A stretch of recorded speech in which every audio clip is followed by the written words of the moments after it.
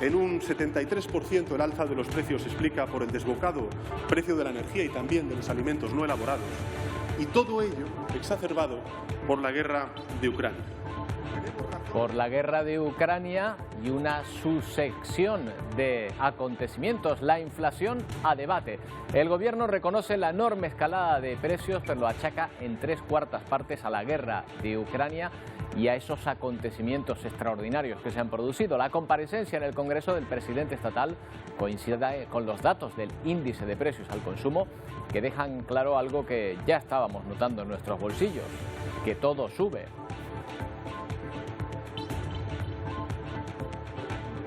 ¿Qué tal? Buenas tardes. Bueno, esa pregunta que les hacemos, ¿qué estaban haciendo ustedes en 1985? Muchos ni habrían nacido, pero fue en mayo de ese año la última vez que encontramos una subida de precios mensual tan alta como la registrada ahora. Es la electricidad, son los combustibles, todo lo que arrastra sobre alimentos, bebidas no alcohólicas. Los precios se disparan y el gobierno se propone doblegar una nueva curva, esta vez la de la inflación.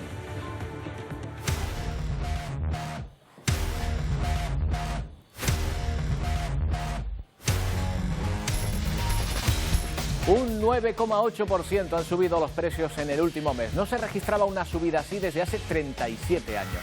Lo notamos en los supermercados, en las cafeterías y sobre todo en las gasolineras, que se preparan para aplicar los 20 céntimos de descuento a partir del próximo lunes. Novedades, por cierto, a la hora de hacer la compra, porque una reforma legal va a permitir a los comercios limitar la cantidad de artículos que puedan ser adquiridos por cada comprador.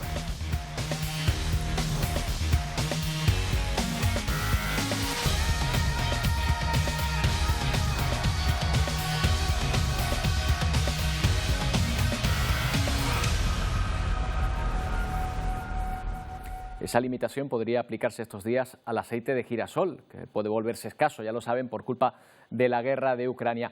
Una guerra que entra en una tercera fase, la del reposicionamiento del ejército ruso y su aparente alejamiento de algunos objetivos, como la capital ucraniana, que parece coger aire tras resistir los intentos de asedio. Queda por ver si ese reagrupamiento es un gesto de retirada de Rusia ante las negociaciones en las que Ucrania ya ha hecho concesiones, como su negativa a entrar en la OTAN. Hoy hablaremos de este asunto, pero les vamos a mostrar otra imagen también que da que hablar. Shanghái, la ciudad china de 26 millones de habitantes, casi vacía. Los habitantes han empezado a confinarse, confinamiento total, como los del principio de la pandemia, ante el avance de Omicron, que en China se había mantenido a salvo gracias a su estrategia de cero contagios.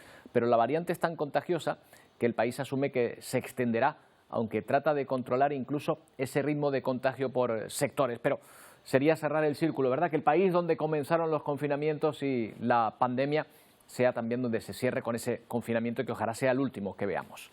Bueno, hoy vista puesta en el Congreso de los Diputados, donde el presidente estatal tenía previsto hablar de su plan de ayuda y donde también se ha referido a ese dato que hoy es noticia, la inflación, la mayor registrada desde 1985. Siguiendo este debate está nuestra compañera Silvia Mascareño. Silvia, ¿qué tal? Buenas tardes. Buenas tardes. Pues Sánchez ha tenido que reconocer que ese dato es un mal dato, pero espera atajarlo gracias al plan anticrisis aprobado ayer por el Consejo de Ministros y también al acuerdo alcanzado en la cumbre de Bruselas. Con ese dato sobre la mesa arrancaba el debate de esta mañana. Sánchez defiende esas medidas anticrisis que hay que recordar que deben ser convalidadas aquí en el Congreso de los Diputados en el plazo de un mes, y para eso no parece que haya problemas porque la mayoría de los grupos parlamentarios están a favor, aunque con matices. Algunos creen, incluso sus socios habituales, que ese plan se queda corto, no solamente en medidas, también en el tiempo. Los nacionalistas canarios además piden medidas específicas para el archipiélago y el Partido Popular insiste en una rebaja fiscal a la que el presidente se comprometió durante la última conferencia de presidentes de La Palma. Hoy hemos conocido el dato de la inflación, que es un mal dato, que afecta a nuestra economía, a nuestra sociedad, en particular a los colectivos más vulnerables. En un 73% el alza de los precios se explica por el desbocado precio de la energía y también de los alimentos no elaborados, y todo ello exacerbado por la guerra de Ucrania. El Plan Nacional de Respuesta y, sobre todo, el reciente acuerdo logrado en Bruselas para poner un precio de referencia al gas y evitar con ello su traslación al precio de la electricidad, como ustedes me han escuchado decir durante todos estos meses, nos va a permitir en los próximos tiempos doblegar la curva. Desde luego, 6.000 millones de euros de ayudas tardías y débiles alivios fiscales, junto con una nueva ronda de créditos ICO por valor de 10.000 millones, son insuficientes para hacer frente a una crisis energética que cada vez recuerda más al shock de 1973.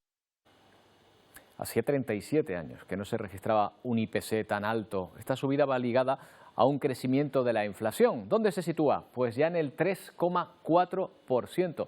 Fíjense, porque ni en plena pandemia o confinamiento tuvimos una subida de precios tan acusada. ¿Y esto en qué lo estamos notando? Pues cómo no, en nuestros bolsillos. Parece que los precios suben en la mayoría de los sectores, pero sobre todo sube el precio de la vivienda y todo lo que conlleva. El agua, la luz, también se encarece el transporte, entre otras causas, por el alza en el precio de los carburantes, también otra de las mayores. A la hora de hacer la compra también lo estamos notando, aunque en menor medida, ahí está un 5,6%. Y después, ¿qué hay de los alimentos, también de otros artículos? Pues bueno, pues también están subiendo, aparte de los alimentos, pues artículos de necesidad, como ropa, por ejemplo, que sube un 3%. Todo sube. Hemos ido a un mercado y hemos preguntado en qué productos han notado ustedes que hayan subido los precios. La cesta habitual de día, tanto frutas, verduras, carne, pescado. Subido lo suyo. ¿Cuánto ha subido? ¿En qué lo nota usted? En todo. Verdura, fruta, en fin, lo que lleve. Papa, el aceite del supermercado, todo lo que tú ves. En la fruta quizás un poco, y sobre todo en el supermercado. En el aceite y las cosas esas se nota más. En todo, aunque yo en realidad no me fijo muy bien en los precios, pues si me fijo en los precios no compro nada. Bueno, hablamos con Alonso Fernández, es el secretario general de la Asociación de Supermercados de Canarias. ¿Qué tal, Alonso? Buenas tardes. Hola, ¿qué tal? Muy buenas tardes. Bueno, no le habrá sorprendido estos datos de la inflación, me imagino, ¿no? Porque ustedes lo estarán percibiendo día a día. Pero desgraciadamente llevamos ya meses viendo cómo el coste de la energía y el coste del carburante se va disparando y al final eso repercute en prácticamente casi todos los bienes. ¿Ya se ha repercutido todo el precio todavía, o toda esa subida, perdón, o todavía quedan mayores subidas a corto plazo? Es difícil pronosticar. En este caso sí parece que debido precisamente a la competencia, a la competitividad que existe en el mercado, pues desde luego hay todavía parte que probablemente se ha asumido como coste dentro de los establecimientos en general, de la actividad económica en general, y que todavía no ha sido trasladada al consumidor final, puesto que al final no cabe duda que la competencia, y en este caso, como antes decía, es muy alto, impide una traslación muy directa de los precios. En la alimentación, ¿en qué productos han notado una mayor subida, Alonso?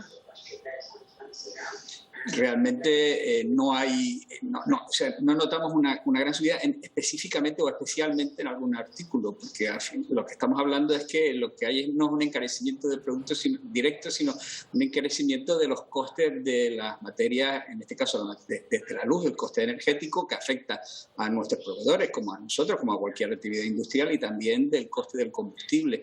Por tanto, cuando hablamos de costes de combustible y hablamos de fletes y de transportes de mercancías, pues el encarecimiento es general para cualquier artículo, no solo alimentación, sino cualquier producto que importemos o que movamos dentro del territorio. Claro, esto quiere decir que los productos que se cultivan aquí o se producen aquí en Canarias deberían tener ahora una ventaja de precio respecto a los que son importados. No necesariamente, de hecho vemos como desde la parte de la producción y la parte del campo pues también el incremento que han tenido en sus costes es brutal. No solo hablamos, como antes decía, de costes energéticos, sino también de costes de materia prima, en este caso, por ejemplo, de lo que hemos estado oyendo en el sector agrícola, de costes del incremento de los costes de los piensos, por ejemplo. Sí, al final, el incremento de cosas tan indispensables para cualquier actividad, como es la energía y en este caso el combustible, pues afecta directamente a cualquier actividad y por tanto al final es una traslación de precios en cadena. Claro, y están detectando un cambio de comportamiento de los consumidores. A lo mejor ya no hacen una compra tan grande a principio de mes, están viendo que a lo mejor se reparten en pequeñas compras o determinados productos que se están dejando de comprar. Bueno, en el caso de los supermercados, afortunadamente, lo que hay es una compra repetitiva y continua Es decir, no hay una compra concreta de muchos artículos en un momento dado, sino que el consumidor está distribuyendo y distribuye sus compras entre 1 o 2 veces por semana, que es la media habitual de compra en los establecimientos, en los supermercados. Eso le va permitiendo ir jugando con su propia economía, por eso el establecimiento pues preferido finalmente es el supermercado para estos casos. Claro, no sé si esto le recuerda a la etapa de la pandemia o no, o considera que todavía estamos en una situación incluso peor. En relación con el suministro... En relación con el suministro, la forma de comprar... No, la forma de comprar en la etapa que vivimos del COVID fue determinada por un confinamiento. Ahí, desde luego, la situación era totalmente distinta a la que vivimos hoy en día, donde afortunadamente ese confinamiento ya no lo tenemos. Además, fuimos pasando por distintas etapas en la parte del COVID y dentro de esos confinamientos distintas formas de entenderlo, porque al final ya nos aburríamos, ¿no? Y pasábamos a los snacks, pasábamos a productos de repostería. Ahora la situación es distinta, la situación proviene de una huelga dura, compleja de transporte, y eso pues desde luego nos ha ido afectando, pero también es cierto que hemos ido liderando esa distribución y esos servicios de productos en los lineales del supermercado. Bueno, y un apunte importante para ustedes, porque sabe que el Gobierno acaba de aprobar una norma por la cual los productos pueden limitar la venta, incluso retirarlos en un momento dado de su estantería sobre determinados productos. A mí se me ocurre inmediatamente el tema del aceite de girasol o incluso de papel higiénico si estamos hablando, recordando la pandemia en su momento. O sea que esto ustedes antes no lo podían hacer, no podían limitar esa venta de productos, pero ahora sí.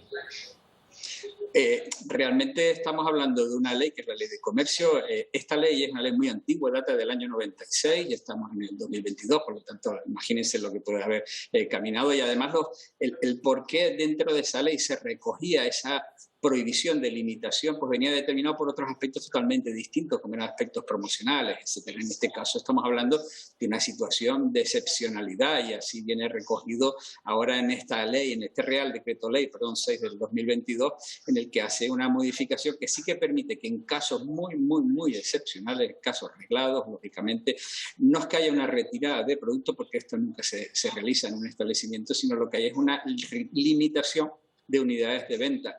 Eso al final hemos de entender, y el consumidor yo creo que en este sentido lo entiende perfectamente, que nosotros somos supermercados, es decir, nosotros prestamos un servicio a la población para el consumo de alimentos en su casa, para un consumo doméstico, no para un consumo industrial que tiene otras vías de consumo. Claro, y para evitar que también se acaparen determinados productos, para bien que al fin y al cabo no va a hacer uso de ellos completamente. Alonso, un placer hablar con usted como siempre, gracias. Muchísimas gracias a ustedes. Muchas gracias, Roberto, y a todos. Bueno, suben los precios en los supermercados, cada vez más sube el precio de las gasolinas. Antes de que se aplique el descuento previsto por el Gobierno para el carburante, que será el próximo lunes, hoy se siguen pagando precios muy elevados. Lo saben bien los transportistas en islas como Fuerteventura, donde tienen los carburantes más caros de la provincia de Las Palmas. Además, Edurne Rodríguez es la isla con mayores distancias a cubrir. Buenas tardes, compañeros. Pues sí, los conductores majoreros están pagando de media en el día de hoy 1,48 por la gasolina y 1,38 en el caso del gasoil. En una de las islas, como decían, con más kilómetros de carretera, los transportistas se encuentran asfixiados por esta situación. Nos encontramos con el presidente de la Cooperativa del Transporte de la isla de Fuerteventura, Manolín Martín. Muy buenas tardes. Buenas tardes. Decimos, están asfixiados por la situación que están viviendo. En el momento que vamos, sí, porque han subido demasiado los precios últimamente, pero una barbaridad. ¿Cuánto les cuesta a usted con este camión, con su camión, llenar hoy el depósito y cuánto le costaba hace unos meses? Ahora cosa 6 meses me costaba unos 300 euros y ahora cuesta 400 y pico euros, 100 y pico euros de diferencia, casi 130 euros de diferencia. Es una burrada. ¿Y cómo están viviendo el sector de la isla de Fuerteventura esta situación con las nuevas medidas que han aportado desde el Gobierno de Canarias, con esas subvenciones al combustible y con esos 20 céntimos que van a reducir desde el Gobierno? Sinceramente, los 20 céntimos no lo veo rentable, porque si me das 20 céntimos, pero meses atrás me has clavado 70 céntimos, no me estás haciendo nada, me estás engañando. Yo prefiero que no me den esos 20 céntimos y que bajen el combustible a un precio razonable, por debajo del euro. Es lo más lógico. Porque ustedes además decía que siguen manteniendo los precios que tenían hace unos años. Los precios del 2006. Que en el 2006 estaba el combustible a 60 y pocos céntimos. Y ya está a casi unos 50. Dice, coño, que es mucha diferencia. ¿Y qué está haciendo el sector? ¿Cómo lo está afrontando? Me decía que incluso hay compañeros que han decidido dejar aparcado el camión. Claro, muchos sí, porque no pueden, si no ganas, si tú por un viaje cobras 80 euros y te gastas 70 en gasoil, ¿qué beneficio tienes? 10 euros. ¿Y con qué pagas las gomas, aceite, seguridad social, seguro, todo? Es que son muchas cosas. Y se enfrentan además en la isla de Fuerteventura, se están dando casos incluso de robo del gasoil a los camioneros que tienen aparcados los coches. Eso es lo peor, que tú echas con trabajo, echas de combustible por la noche para por la mañana salir temprano a trabajar y cuando llegas por la mañana al camión, gasoil ninguno. Y eso ya pues, te desgracia, porque lo que has ahorrado te lo has gastado en gasoil y luego no tienes para trabajar. ¿Cuáles son las expectativas de futuro con esta situación que tenemos?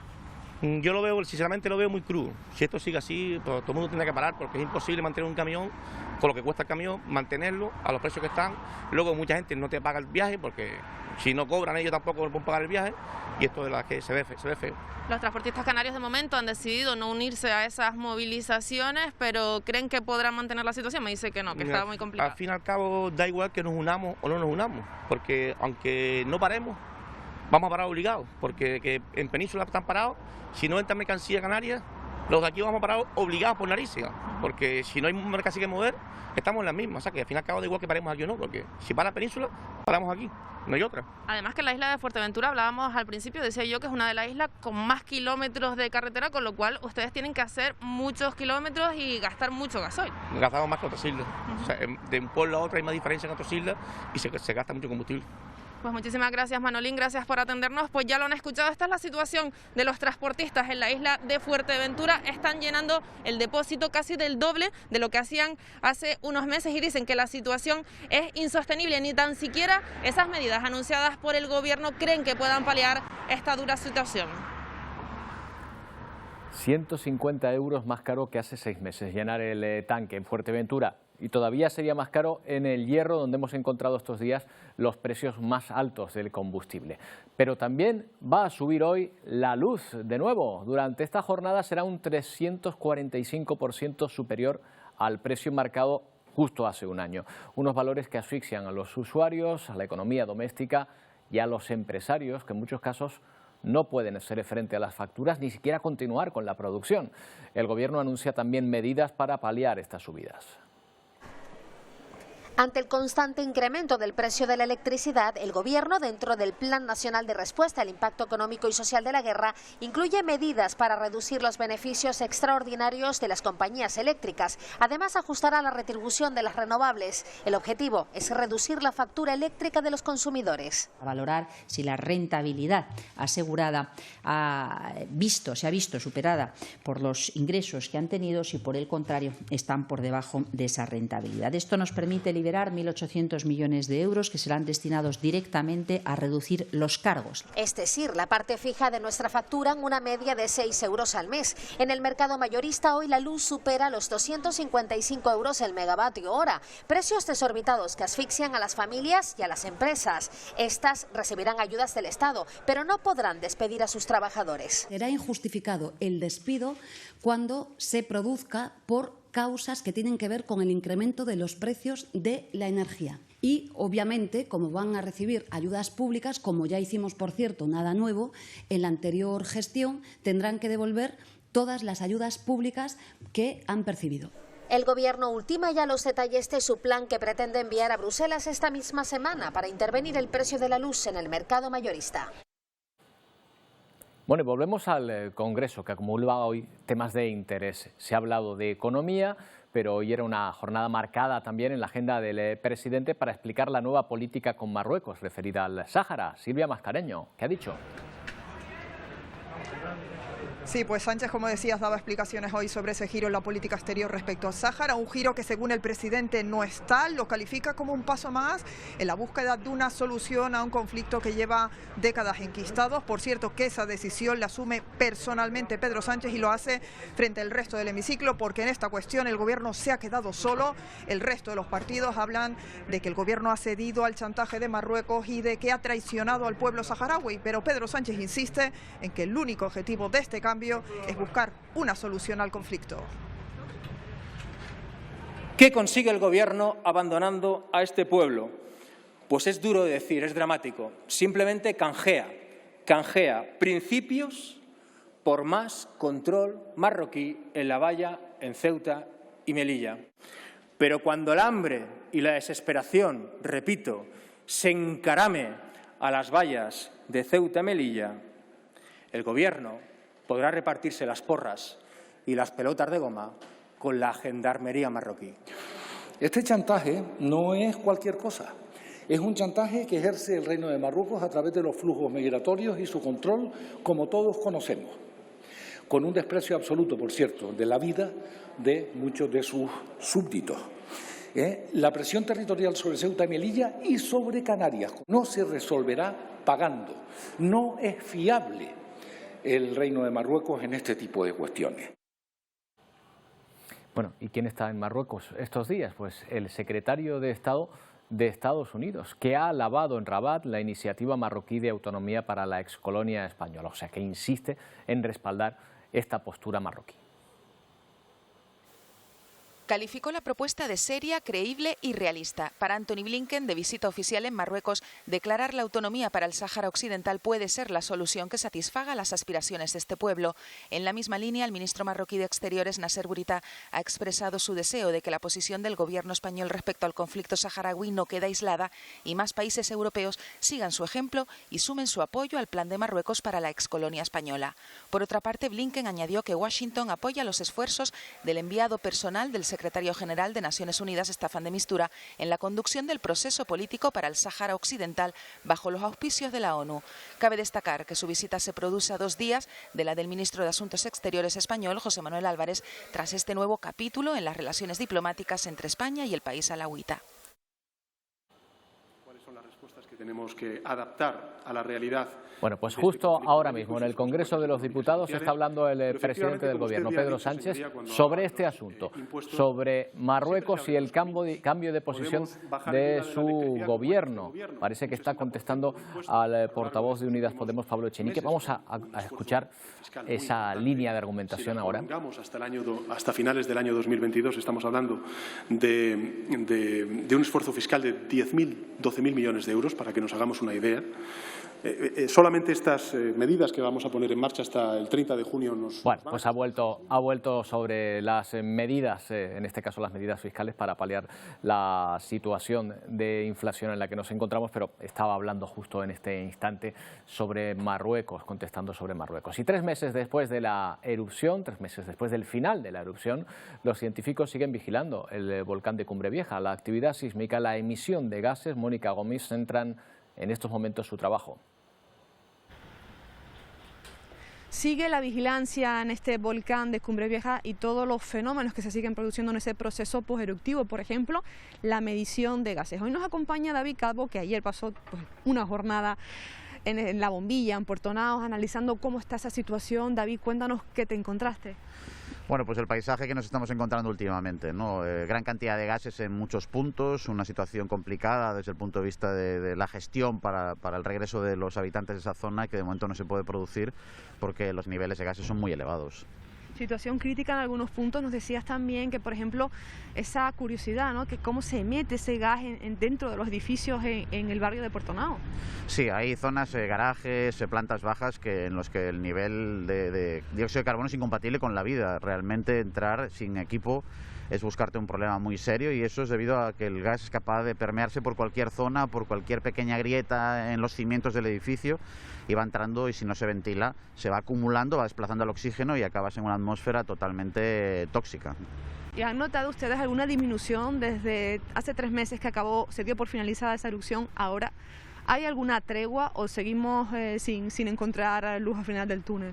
Hay pequeñas fluctuaciones, ¿no? Muchas veces determinadas por la marea, muchas veces determinadas porque haya una gran ventilación o la presión atmosférica, pero los valores siguen siendo altísimos y de momento a corto plazo no vemos una salida a esta situación. Obviamente con el tiempo tiene que llegar un momento en el que el gas empiece a descender, nos dé una tregua y se pueda empezar a pensar en el regreso, pero en estos 3 meses que estamos trabajando sin descanso en esta zona no vemos una tendencia clara hacia un valor en el que podamos decir a corto plazo, venga, vamos a intentarlo y que regrese la gente. Mejor es aplicar el principio de seguridad y, por desgracia, ya que nos gustaría que la gente estuviera ya en sus casas, tendrán que esperar.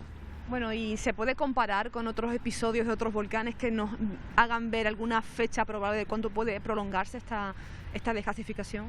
Bueno, estos procesos se dan en otras zonas del mundo. El problema es que el aplicar fechas de otros volcanes a este es complicado. Cada volcán se comporta de una manera diferente, las situaciones meteorológicas muchas veces también ayudan. Sabemos que el dióxido de carbono es muy peligroso, que en el pasado ha causado muchos problemas y que por falta de precaución o por cualquier otro factor han provocado grandes tragedias. Así que vamos a ser cautos, que lo importante es que nadie sufra y que nadie se lleve un susto.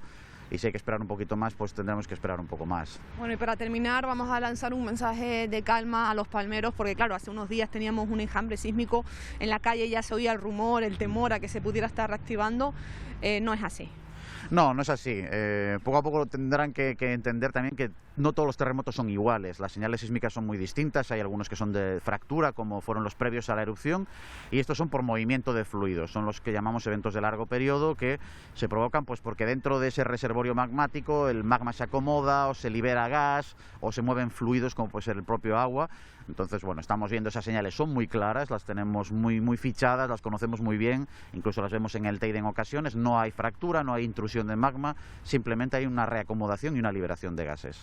Muchas gracias, David. Pues ven, como ven, compañeros, nosotros en La Palma estamos tranquilos porque sabemos que gente como David y todo ese equipo de Involcan continúa trabajando para vigilar este volcán. Pues en La Palma se ha presentado el proyecto de la carretera de la costa, que va a servir para unir el norte y el sur del valle de Aridane a finales del verano. Se trata de una vía clave para las conexiones afectadas por la erupción y va a contar con un presupuesto de 38 millones de euros. Además, la isla ha recuperado una de sus vías al sur de las Coladas. Se trata del Camino de la Majada, que va a permitir facilitar a una treintena de vecinos el acceso a sus viviendas que habían quedado aisladas.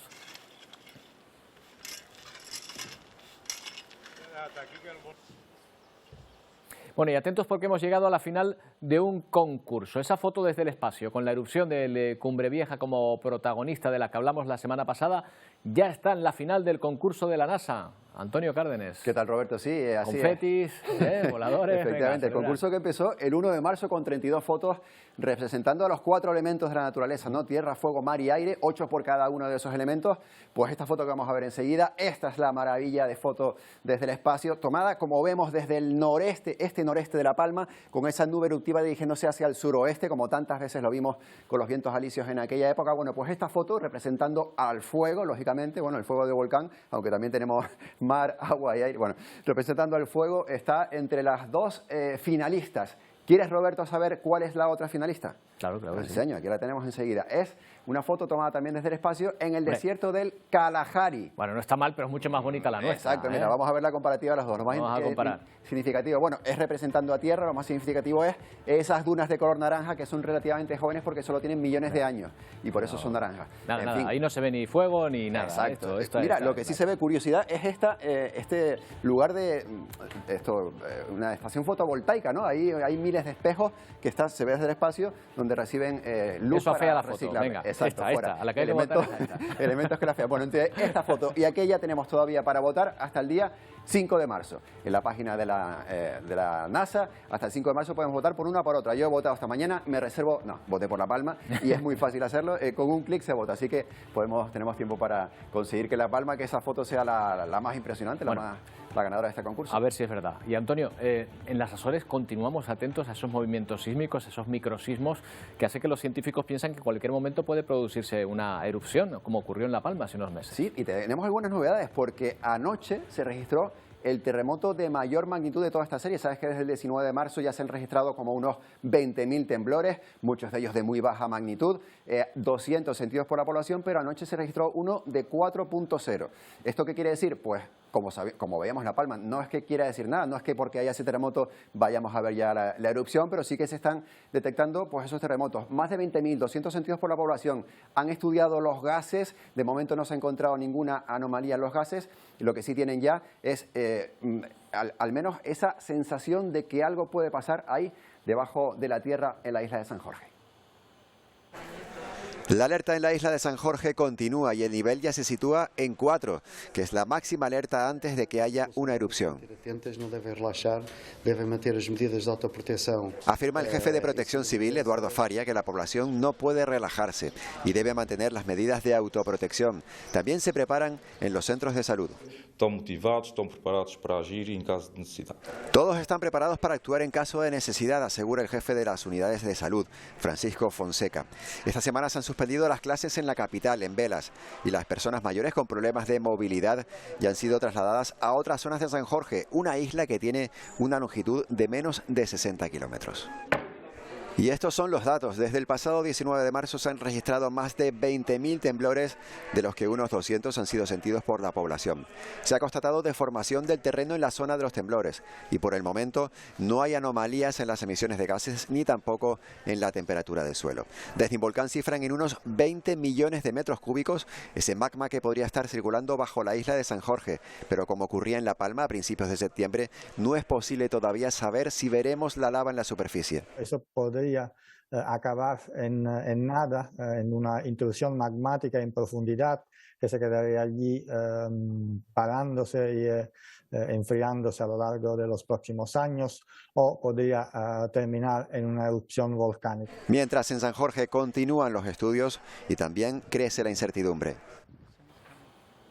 Y un dato más sobre volcanes, porque el Instituto Oceanográfico ha descubierto nuevos datos que no conocíamos sobre ese volcán de en medio que se sitúa, ya saben, entre Tenerife y Gran Canaria. Su base es de 3 kilómetros de diámetro, mide aproximadamente 450 metros de altitud, aunque sigue estando a 1.650 metros por debajo del nivel del mar. Y esas dimensiones lo hacen que sea mayor que el volcán Tagoro, ya saben, el volcán submarino del Hierro, y mayor también que el nuevo volcán de Cumbre Vieja, de La Palma.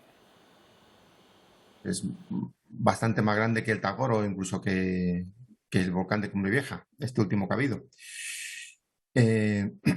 Y luego es diferente en su morfología porque está en el fondo de la cuenca, mientras que tanto el Tagoro como el de La Palma están en una ladera. Entonces es un volcán mucho más simétrico, mucho más cónico.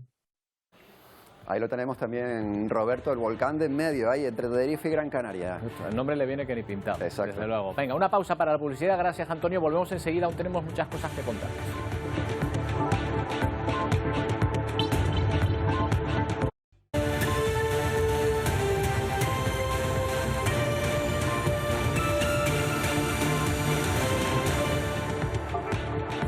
6 minutos sobre las 2 de la tarde. Comenzamos con ese primer informe de sanidad después de entrar en vigor el nuevo sistema de vigilancia del COVID en nuestro país. Desde esta semana se va a prestar especial atención a la incidencia en mayores de 60 años y también la presión asistencial. Así que, ¿qué datos son los primeros que ha publicado el Ministerio en esta nueva etapa, Miguel?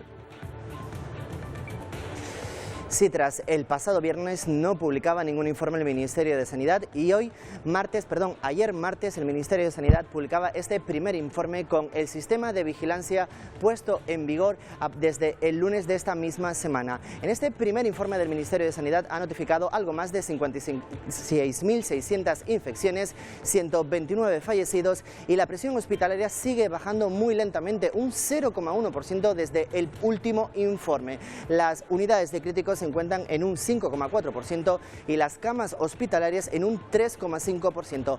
Pero vamos a fijarnos en la incidencia acumulada de los mayores de 60 años, que es donde presta especial atención este nuevo sistema de vigilancia que entró en vigor esta misma semana. Mientras que a nivel nacional, en todos los grupos de edad, la media de la incidencia acumulada es de 466 casos por 100.000 habitantes. Entre los mayores de 60 años se sitúa en 421 casos, mayores de 70 en 479 y los mayores de 80 años está por encima de 515 casos por 100.000 habitantes.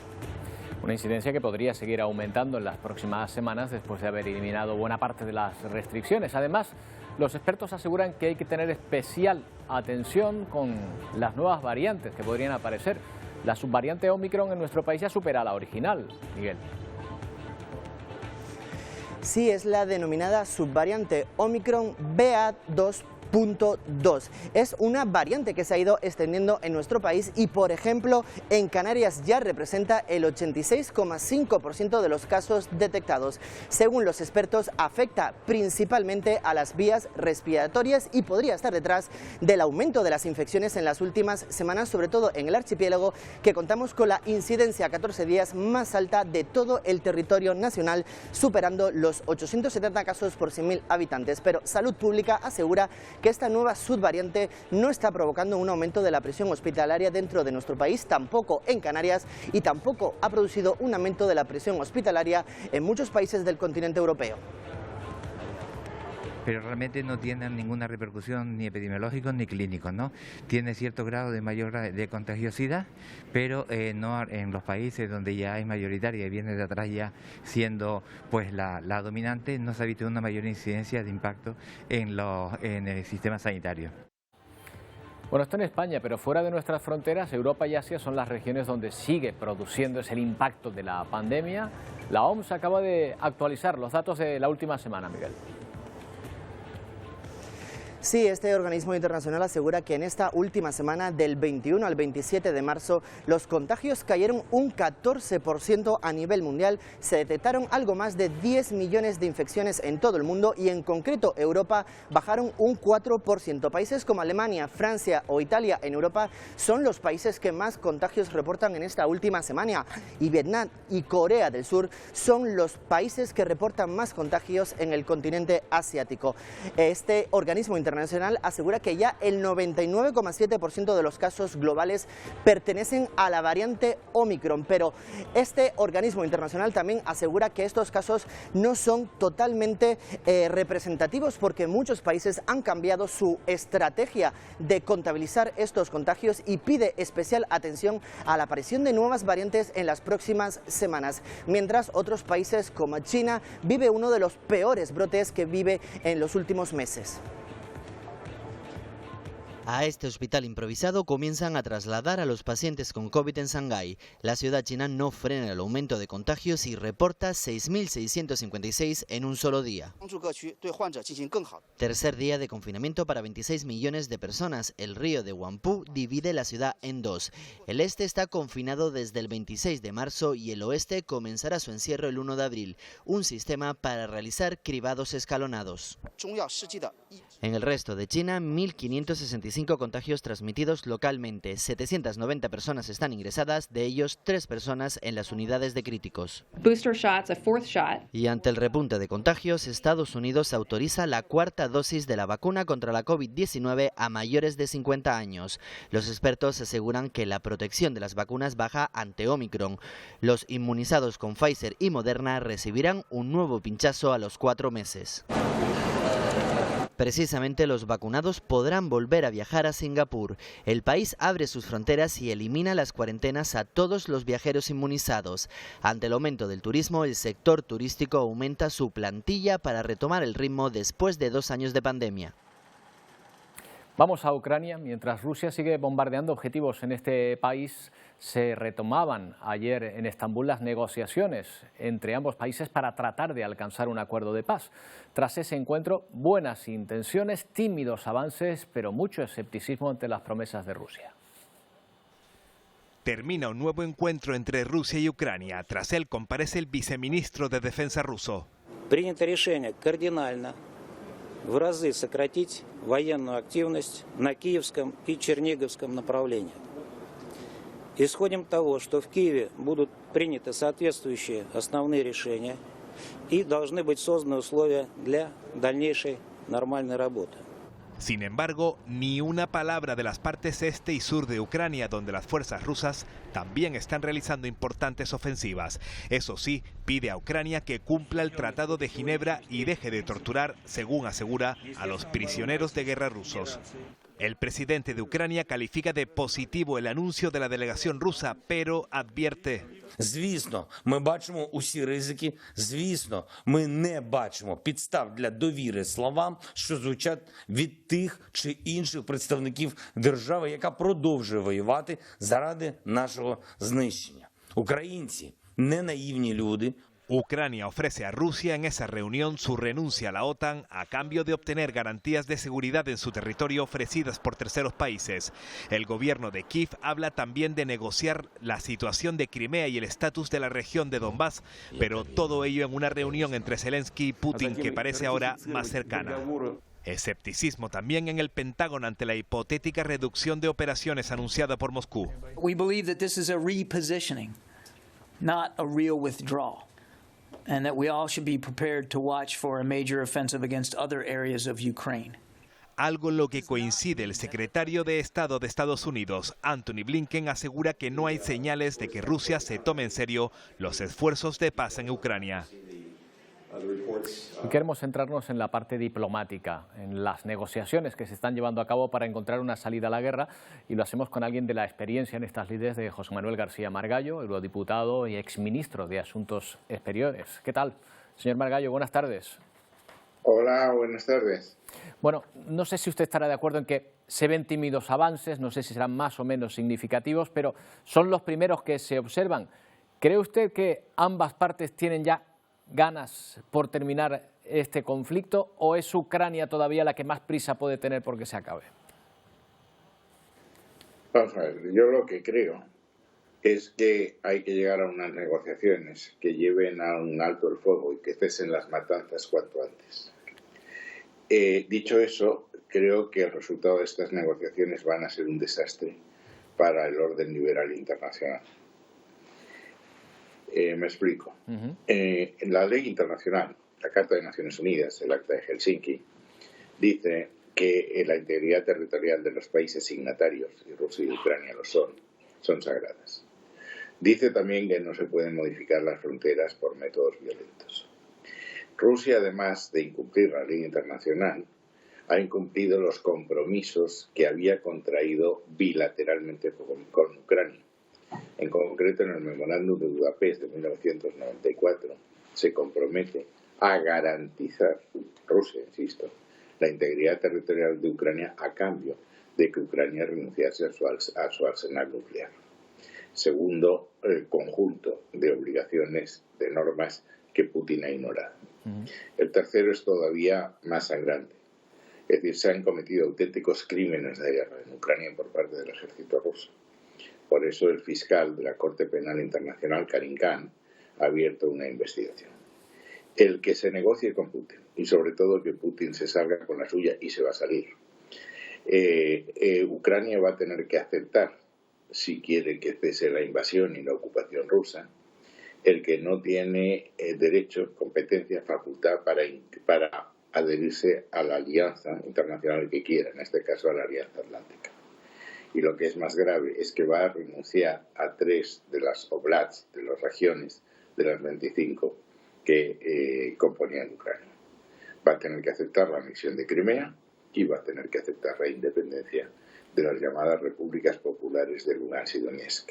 3 amputaciones territoriales, violación en consecuencia de la integridad territorial de Ucrania en contra de lo que dice el orden internacional. Pero, a partir de ahora estamos en la jungla. Sí, pero señor Margallo, incluso poniéndonos en ese caso, imaginemos que efectivamente se quedan con el Donbass, que ya estaban en parte ocupadas, que ya había una guerra en esos lugares, y con Crimea en principio, y que obtiene el compromiso de neutralidad respecto a la OTAN de Ucrania. Casi parece magro resultado para la inversión en esta guerra, no solo material, sino en vidas de personas que ha hecho Rusia, ¿o no lo cree así? Vamos a ver, yo creo que Rusia ha cometido errores de bulto muy importantes. Es decir, yo siempre creí, cuando Putin empezó a preparar esta guerra, y hace tiempo, todo el mundo sabíamos que iba a hacer algo. Es decir, llevaba muchos años en que el gasto militar en proporción al Producto Interior Bruto de Rusia era de los más altos del mundo. Y luego llevó tropas a las fronteras, en Bielorrusia, en Transnistria, en Crimea y en la propia Rusia. Yo creía que iba a reconocer jurídicamente la independencia de las repúblicas populares de Lugansk y Donetsk, que llevan fuera del control ucraniano desde 2014, pero no habían sido reconocidas formalmente, y que con eso se iba a conformar. No lo hizo, y entonces invadió Ucrania en una operación, no le llaman guerra, como usted sabe, es una operación militar especial, que es un lenguaje de la KGB comunista, que iba a ser un paseo militar, como de hecho había sido la anexión de Crimea y la secesión de las 2 regiones que de facto están separadas. No lo hizo así, entonces entró en Ucrania, no se sabe muy bien para qué, porque al final Rusia está sufriendo unas sanciones que están afectando a una economía que es una economía frágil. Rusia tiene un Producto Interior Bruto que está entre Italia y España. Rusia ha sufrido la depreciación del rublo, la expulsión de sus empresas de los mercados de capitales, la expulsión de parte, no de todas, de sus empresas del sistema de mensajería financiera que es el SWIFT. Es decir, ¿para qué? Para quedarse con lo que ya tenía. Claro, parece una victoria pírrica, sería la definición de este tipo de cosas. Pero la que cosas, necesita Putin. Putin no podía volver a Moscú sin decir que había ganado. En lenguaje, si usted ve Russia Today, verá que el mensaje de Rusia desde hace mucho tiempo es que Putin lo que quería era defender a los ucranianos de etnia, cultura o origen ruso que estaban siendo masacrados, esa era su teoría, por los ucranianos. Señor Margallo, dígame.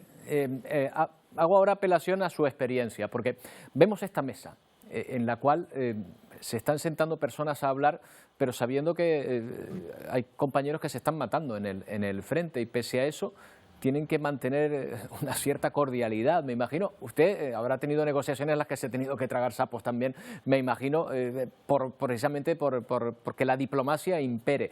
Pero ¿hasta qué punto se puede llegar a acuerdos? ¿Se puede fiar una parte de la otra cuando en el frente siguen pegándose tiros y tirándose bombas? Vamos a ver, por definición, una negociación para conseguir un alto el fuego es porque estás en guerra.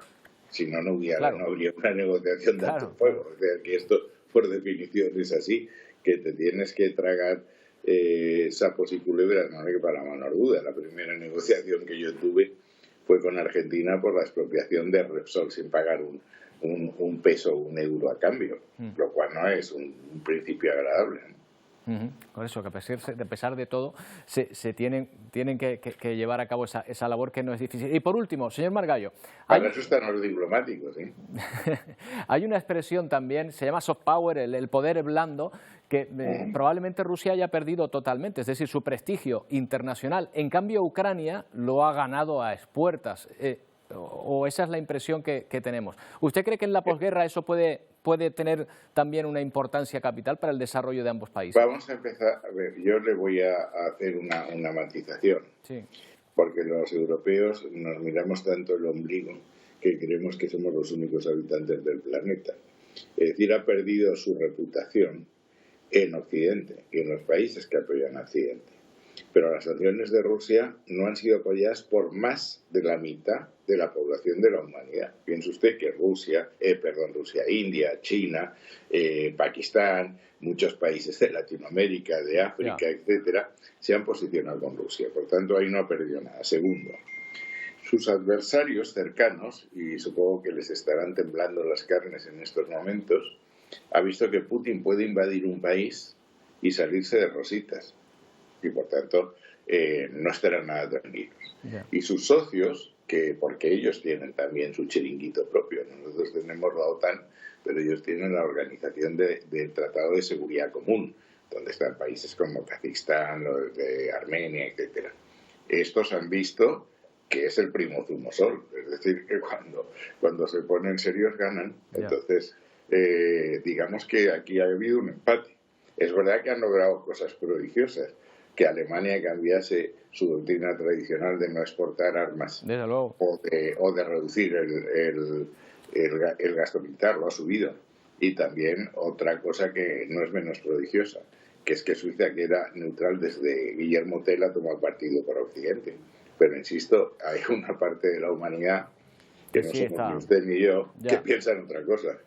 Ya, hay que verlo también con esa perspectiva. Por eso le agradezco su opinión. Y otro día hablaremos de lo del Sáhara, que lo tienen ustedes enfrente, porque la operación de Sánchez está surtiendo ya sus efectos. Argelia se ha enfadado muchísimo, ha suspendido vuelos, no va a haber repatriación de irregulares y va a subir el precio del gas. Pues cortamos ahora y lo emplazamos para otro momento para tratar ese tema que efectivamente nos interesa. Pero acuérdese usted, cuando llegue a su casa dentro de unos días y le suba la tarifa de la luz, cuando dé el interruptor, de darle gracias a la política exterior de Sánchez, que ha sido un prodigio de habilidad. Gracias, señor Margallo. Buenas tardes.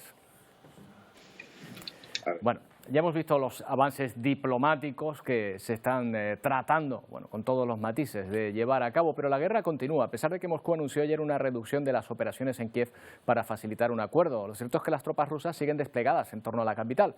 El ejército de Ucrania sigue ganando terreno en los territorios ocupados y son varias las ciudades que han quedado arrasadas tras la ofensiva. La bandera de Ucrania ondea de nuevo en Lukianivka. Este barrio al noroeste de Kiev es uno de los enclaves recuperados en las últimas horas por las Fuerzas Armadas ucranianas. Expulsamos a los rusos de aquí y ahora están a varios kilómetros de distancia y avanzaremos, liberaremos más pueblos en los próximos días, asegura este soldado. Recuperan territorios, pero también capturan armamento ruso muy valioso para la contradefensa. Les hemos quitado estos tanques, este es el primero y hay un segundo, son nuestros trofeos, comenta Misha. Los vecinos recuerdan con horror la cruenta batalla vivida en este enclave. Hubo fuertes bombardeos, explosiones, morteros, daba miedo incluso en el sótano. Los tanques disparaban, la artillería, las ametralladoras, recuerda este residente.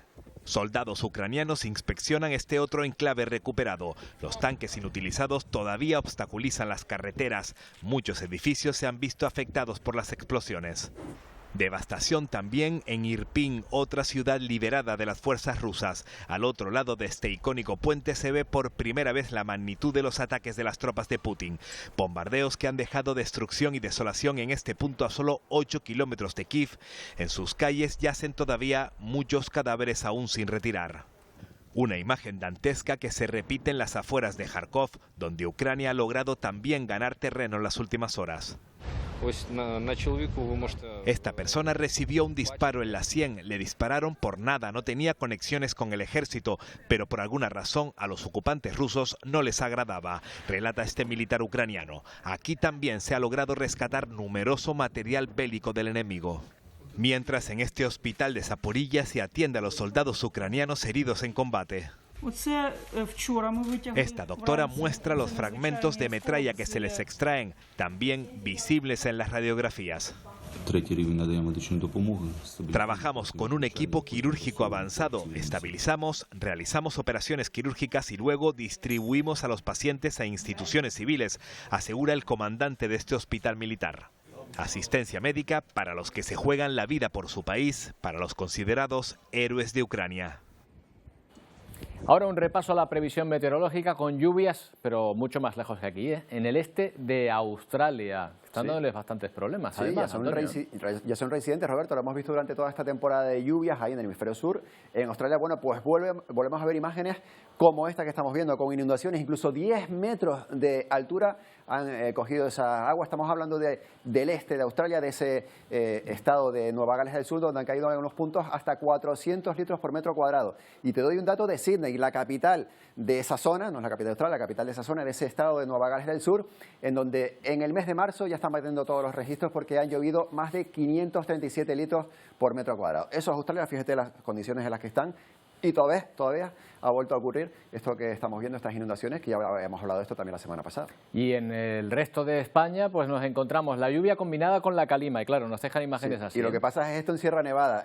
Hay gente que ha ido a esquiar esta semana a Sierra Nevada y se ha encontrado con esto. Algunos piensan que están esquiando sobre arena, no, están esquiando sobre nieve, pero con esa fina capa de polvo sahariano, de calima, encima de la nieve. Por lo que me cuentan hoy, Roberto, ya está nevando en Sierra Nevada, así que esto está de... O sea, son dunas de nieve, ¿no? Dunas de nieve, qué bonito, ¿eh? Si le sacan una foto desde la NASA, a lo mejor para el concurso del año que viene. Bueno, y de aquí nos vamos a la previsión del tiempo para Canarias. Roberto, vamos a tener una semana con lo que queda de semana con cierta estabilidad, digo, hasta el viernes. Ojo, esto es lo que espera mañana. Tenemos vientos alisios, por tanto, régimen de alisios. Como sopla poco viento, puede... en la zona sur de las islas que podemos ver algunas nubes de evolución. No esperamos mucha agua ni para mañana ni para pasado, pero es que el sábado desde el noroeste va a ir llegando algo que de momento no se sabe si es borrasca, si es dana, bueno, va a ir llegando. El sábado llegará y el domingo, me preguntaba antes Lorena, para ella se lo digo también, nuestra compañera, el domingo es cuando volvemos a tener pues cierta posibilidad de agua otra vez en las islas, Roberto. Esto va evolucionando día a día, veremos mañana si se confirma. Gracias, Antonio. Exacto, mañana lo veremos. Hoy nos vamos a despedir mirando a Ucrania, recordando a la gente común, a las personas que están sufriendo la guerra. Imágenes que nos llevan, por ejemplo, a Kharkov, intensamente bombardeada desde hace más de un mes. En los respiros de esos bombardeos, este músico baja y toca y luego comparte su vídeo a través de redes sociales. Es parte de un proyecto para recaudar fondos. Esta iniciativa coincide además con otra en la que la protagonista es una niña, con sus dibujos, que plasma lo que están viendo, lo que están viviendo. Solo tiene 6 años. Bueno, con estas imágenes de esperanza les dejamos. Volvemos mañana a la 1:30 en otra nueva edición de Atlántico Noticias. ¡Feliz día!